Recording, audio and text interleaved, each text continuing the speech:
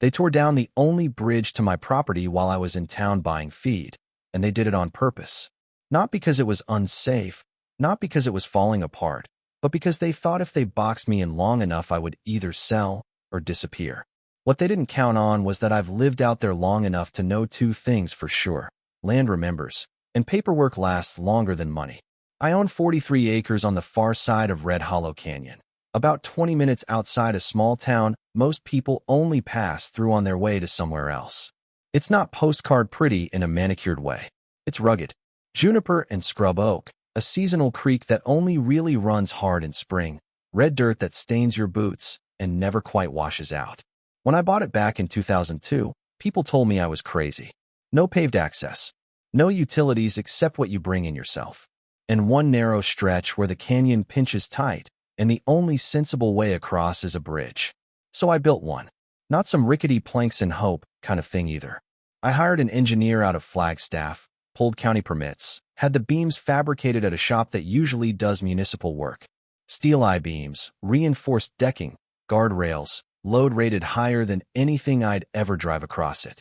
The inspector signed off. Twice, actually. It cost me more than the cabin I put up that first year, but I didn't want to depend on anybody for access to my own land. That bridge sat partly on my parcel and partly on what was then a big undeveloped ranch next door. The access easement had been recorded back in 1986 when the original owners subdivided the canyon properties. It was all in the deed, neat legal language that basically said, this right-of-way runs with the land. It cannot just vanish because somebody new shows up with deeper pockets. For nearly 20 years, life out there was quiet. I did some consulting work remotely, kept a small workshop, leased a section to a neighbor for grazing in the winter. I liked the silence. You could hear coyotes at night and the wind moving through the canyon walls. My nearest neighbor back then, old man Carl, used to joke that the only traffic we had to worry about was deer. Then Carl passed, and his kids sold the surrounding 200 acres to a development group called Mesa Horizons. Slick name, glossy website, drone shots of sunsets and phrases like immersive wilderness retreat. They were planning a luxury eco-resort. Cabins spaced out along the ridge, a spa overlooking the canyon, guided nature hikes, curated solitude. That was their phrase. Curated solitude. The first time I met their development director, his name was Nolan Pierce, he showed up in a brand new SUV that had never seen dirt before. Sunglasses that probably cost more than my first truck. Boots without a scratch. He stuck out his hand and gave me a smile that never quite reached his eyes. Mr. Walker, he said, like we were closing a deal already. We're excited to be your new neighbors. I remember shrugging and telling him as long as they respected the land and the existing easements, we'd get along just fine. He paused just a fraction too long at that word. Easements. A week later, I saw Nolan again, this time standing on my bridge with a surveyor. They were measuring, taking photos, talking in low voices. I walked out and asked what was going on. Just assessing existing structures in the area, he said casually. Standard due diligence. You assessing it for what? I asked. He gave a little laugh. For safety. If we're bringing guests in, we have to consider liability. I told him that bridge had been inspected less than 2 years prior and cleared without a single note. I had the paperwork to prove it. He nodded, like he was humoring me. Of course. We'll review everything. That was the first moment I felt it. Not fear exactly, but the sense that I was being evaluated, like an obstacle in a site plan. 2 weeks later, I drove into town for supplies. Fence posts, diesel, some groceries. I was gone maybe 4 hours. When I came back down the county road and turned toward the canyon crossing, something felt wrong before I even registered what I was seeing. There was empty space where steel should have been. I stopped the truck and just sat there, engine idling, staring at a 20-foot drop into the dry creek bed. Fresh dirt torn up on both sides. Bright cut marks on the remaining beam stubs. An excavator parked on the far bank. A flatbed truck loaded with twisted sections of my bridge. For a second, I honestly thought I was looking at the wrong spot, like maybe I'd taken a wrong turn. But no, that was my railing, bent and stacked like scrap. I got out and walked toward the excavator operator. He wouldn't even meet my eyes. Who told you to do this? I asked. I'm just following the work orders, sir, he said. Structure deemed unsafe. Unsafe. I felt this heat rising up my neck. Not the kind where you yell right away, but the kind where everything goes very still. I pulled out my phone and started taking photos. The cut steel, the truck's company logo, the excavator's serial number, the tire tracks crossing the easement line. Then I called Nolan. He answered on the third ring, sounding mildly inconvenienced. "You tore down my bridge," I said. There was a beat of silence. Then, "Our engineering consultants determined it posed a liability risk for future resort guests. We can't have substandard infrastructure adjacent to a high-end experience." "Adjacent?" I said. "That's my legal access. You're welcome to construct a new crossing that meets current aesthetic and safety standards," he replied smoothly. "Of course, you'd need to coordinate with our master plan." That's when I understood. This wasn't about safety. This was about leverage. Without that bridge, my only way in or out was a 15-mile detour through washed-out fire roads that were barely passable in good weather and impossible after rain. They figured if I couldn't access my own land easily, I'd get tired. I'd sell. They'd fold my acreage into their resort footprint and market it as expanded wilderness privacy. "Put it back," I told him. "That's not going to happen," he said, and hung up. I stood there a long time after the call ended, looking at the canyon, feeling something shift inside me. I've never been a litigious man. I prefer fixing things with a handshake. But this wasn't a misunderstanding. It was calculated. So I drove back into town, taking that miserable detour they'd just forced on me, and went straight to the one person I knew who wouldn't be charmed by sunglasses and marketing brochures. Her name was Eleanor Grant, and she'd been practicing property law in this county longer than Mesa Horizons had existed as a corporation. When I laid the photos out on her desk, she didn't say much at first. She just adjusted her glasses and studied the images carefully. Then she looked up at me and said, very calmly, "They didn't just trespass, Daniel. They interfered with a recorded access easement. That's not a small mistake. That's catastrophic." And that's when I realized this wasn't going to be a neighborly dispute. It was going to be a war. Eleanor didn't waste time with outrage. She wasn't the dramatic type. She was the kind of attorney who kept her office quiet, her files organized, and her sentences short enough to land like hammers. "Start from the beginning," she said, sliding a yellow legal pad toward herself. So I did. The easement recorded in 1986. The engineered bridge in 2003. The inspection clearance 2 years ago. Nolan's little walk with the surveyor. The demolition while I was in town. I laid out the timeline as clean as I could, even though inside I was still running hot. When I finished, she leaned back in her chair and steepled her fingers. "Did the county issue any notice of condemnation?" she asked. "No." "Any structural violation reports?" "No." She nodded once. Good. Good wasn't the word I would have used, but I understood what she meant. Clean facts are good. She stood up and walked to a tall filing cabinet, pulled out a thick binder, and set it on the desk. My deed. The recorded plat maps. The easement language. She flipped to the page and tapped a paragraph with her pen. "Perpetual access," she read aloud. "Right to construct, maintain, repair, and replace improvements necessary for ingress and egress." She looked at me over the rim of her glasses. "That includes your bridge. So they can't just decide it's ugly and tear it down," I said. "They can't decide anything about it," she replied. "Not without a court order. And certainly not with a blowtorch." There was something steadying about the way she said it. Not emotional, just factual, like gravity.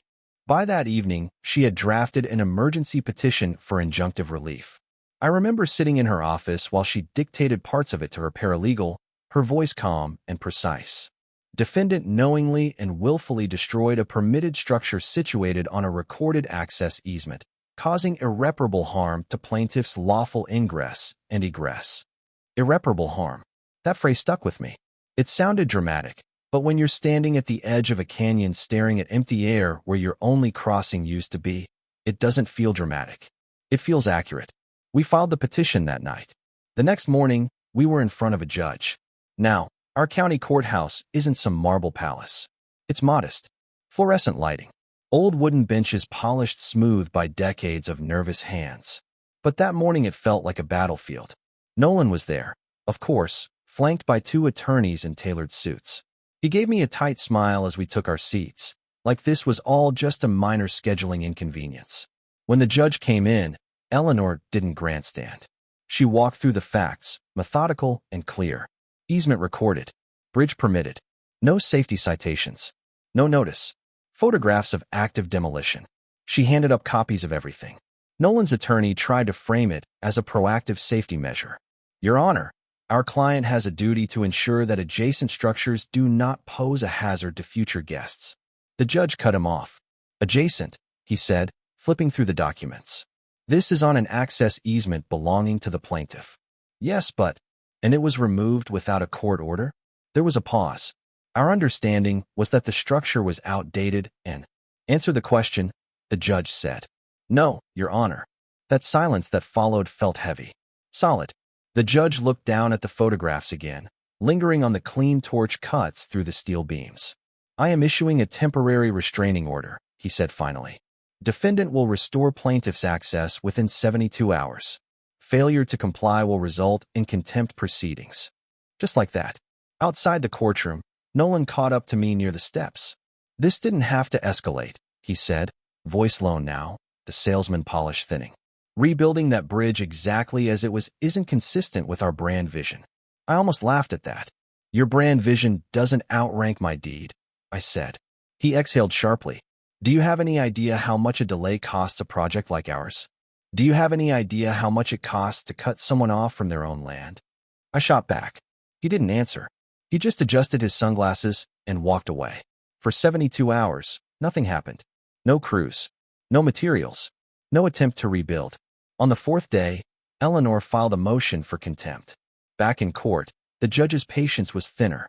Why has the access not been restored? He asked Nolan directly this time. There have been logistical challenges, Nolan began. Engineering reassessments. Budget reallocations. The judge raised a hand. You chose to remove the structure. You will restore it. Immediately. Then Eleanor did something I hadn't expected.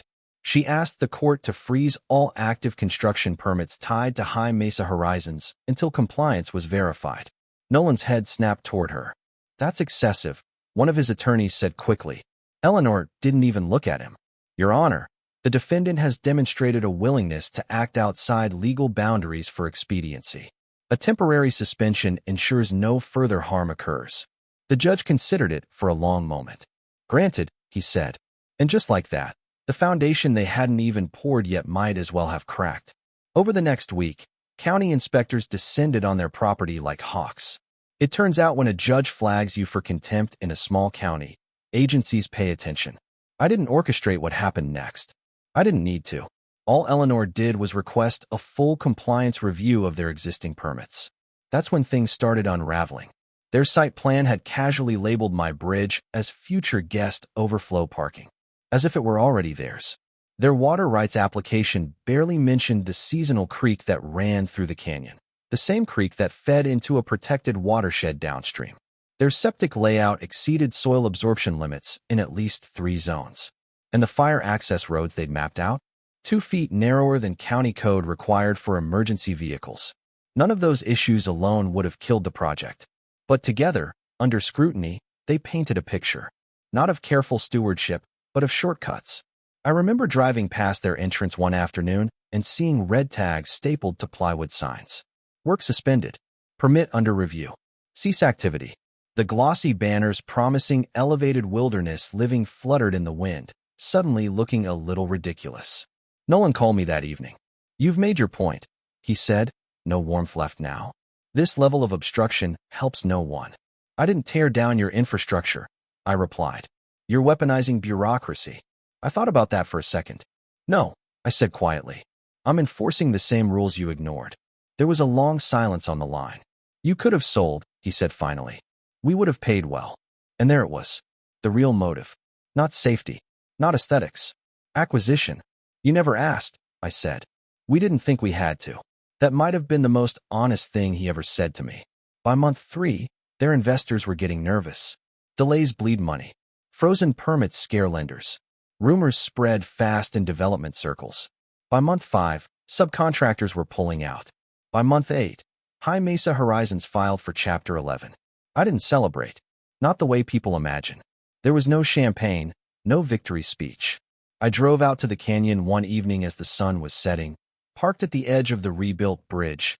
Yes, they rebuilt it, beam for beam, exactly as it had been. and just stood there listening to the wind move through the hollow. The bridge looked the same, but I didn't feel the same, because somewhere in all of it, I'd learned something about how quickly power assumes it can erase whatever stands in its way, and how fragile that assumption really is.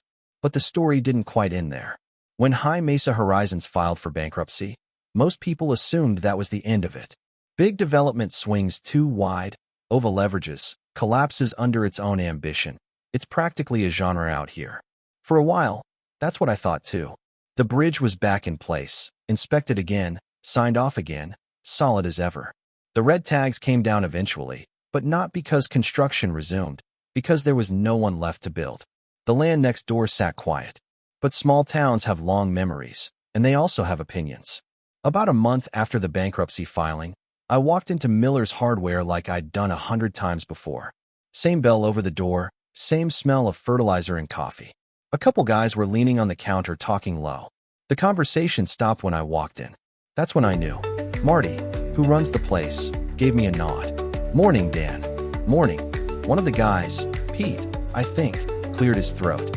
"Heard the resort's done." "Looks that way," I said. He shifted his weight. "Shame. Would have brought money in." There it was. Not accusation exactly, but not neutral either. I didn't argue. I just grabbed the fencing staples I came for and paid. But as I walked back out to my truck, I could feel it, a subtle shift. In their eyes, I wasn't just the guy who defended his property rights. I was the guy who sank a project that might have meant jobs, tourism, growth. And I won't lie to you, that got under my skin. Because it's easy to frame a story one way or another. Small landowner versus greedy developer. Or stubborn holdout versus economic progress. Depends who's telling it. A week later, Nolan showed up at my gate. Not in the polished SUV this time. Older pickup. No sunglasses. He looked tired. I stepped out onto the porch, but didn't invite him up. "Company's restructuring," he said. "Assets are being liquidated." I nodded, waited. "You could have sold," he repeated, softer now. Not accusatory. Almost reflective. "Maybe," I said. "But that's not what this was about." He gave a half smile. "You really think so?" I looked past him at the canyon ridge, the line where the sun hits just before it drops. "You tore down my access," I said. "You didn't negotiate. You didn't ask. You assumed I'd fold." He rubbed the back of his neck. "We had investors pushing timelines. The footprint needed to be cohesive. You were a gap." A gap. It was strange hearing it put that way, like I was negative space on a blueprint. "You ever consider that maybe the gap is the point?" I asked. He didn't answer that. Instead, he looked toward the bridge. "It cost us more than money," he said quietly. "Reputation. Partnerships. People lost jobs." There it was again, that weight. Not shouted. Just laid out. "I didn't file false permits," I replied. "I didn't cut corners on septic or fire access. I didn't hide a creek in a watershed application. You all did that." He didn't argue. After a minute, he stuck out his hand. Not the salesman version from before. Just a man who'd lost something. "I guess we underestimated you," he said. I didn't take it right away. Then I did. "Yeah," I said. "You did." He left after that. I haven't seen him since. Over the next year, the property next door sold again. This time to a conservation group out of Santa Fe. Smaller plans. Limited cabins. Strict environmental review. They actually came to me first, sat at my kitchen table, asked about the easement, about the bridge, about runoff patterns in heavy rain. It felt different. Collaborative instead of territorial. We worked out agreements. Written ones. Clear ones. And here's the part that still splits opinion in town. I supported their scaled-down project. Publicly. Some folks called me a hypocrite. "You killed the first resort," Pete said one afternoon outside the diner. "Now you're backing this one?" "I didn't kill anything," I said. "I enforced the rules." There's a difference. The new group didn't try to absorb my land. Didn't relabel my bridge on their maps. Didn't treat my existence like an inconvenience.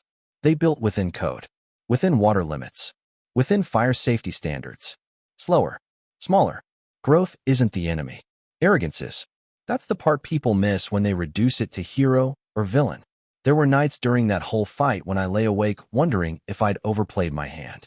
When the legal fees stacked up and I thought, I could have taken a payout and avoided all this stress. Could have moved somewhere easier. But then I'd picture that empty canyon span, the raw cut steel, the assumption baked into that decision, that my access, my right, my decades of work could be erased with a work order, and I'd feel steady again. The bridge still stands. I drive across it almost every day. Sometimes I stop in the middle and just look down at the creek bed, dry most of the year, rushing hard in spring. It reminds me how quickly things can change when pressure builds. Do I feel bad that High Mesa Horizons collapsed? I feel bad for the subcontractors who didn't get paid on time, for the young couple who thought they'd have steady hospitality jobs, for the ripple effects. But I don't feel bad for defending what was legally mine. There's a difference between blocking progress and demanding accountability. If Nolan had knocked on my door that first day and said, "We'd like to buy your land," what would it take? We might have had a conversation. Maybe I would have said no. Maybe I would have named a number that made sense. But we would have started with respect. Instead, they started with a torch. So here's what I'm curious about, and I mean this genuinely. If you were in my position, would you have fought it the same way? Or would you have taken the money and stepped aside for the sake of development? And if you were in Nolan's position, under pressure from investors and deadlines, would you have gambled on removing an obstacle first and dealing with consequences later? Where's the line between ambition and overreach? Between protecting your property and holding back a community opportunity? I still live out here, still value the quiet, still believe land isn't just a line item on a balance sheet. But I also know this. Power tends to move fast and assume compliance. And sometimes the only thing that slows it down is someone willing to stand in the gap and say, "No, not like that." Drop your thoughts in the comments. I want to hear where you land on this. Was this justice? Was it stubbornness? Would you have done the same? And if you believe property rights and basic respect still matter, hit like, subscribe, and stick around. There are more stories from this canyon, and not all of them end with a bridge still standing.